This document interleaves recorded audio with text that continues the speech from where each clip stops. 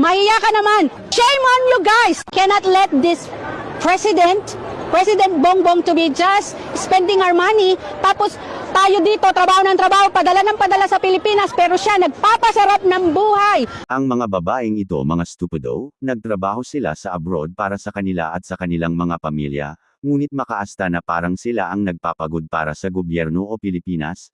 Tingnan nyo kung paano nilalaitin o usigin ang Pangulo. Ngunit ang katotohanan wala silang nayambag sa pondo ng Pilipinas, maliban sa kinakaltas ng value-added tax.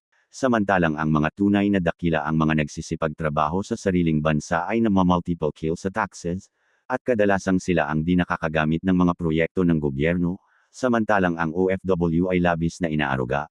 Kung nagprograma ang gobyerno na mabigyang muli sila ng trabaho, kahit di na sila hikahos, bakit di magawa ng gobyerno sa mga nananatili sa bansa kahit man lang ng patas, dahil ang katotohanan ang higit na nagpapaunlad ng Pilipinas ay yung mga nananatiling nagtratrabaho sa sariling bansa, nagtitiis sa mabababang sahod para sa labis na pagmamahal sa bansa at pamilya.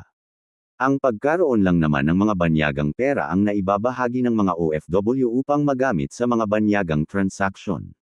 Maliban sa kung may isinabates ang gobyerno na kung anong ikakaltes sa kanila, ngunit, kung sakali mang kaltasan sila, yan ay dapat lang para pondo para sa anumang madalas na di inaasahang mga nangyayari sa kanila sa ibang bansa, na madalas ginagastos ng milyones. Ang masama pa, natuto lang ng English sa pagtatrabaho sa ibang bansa. Kung makalait sila.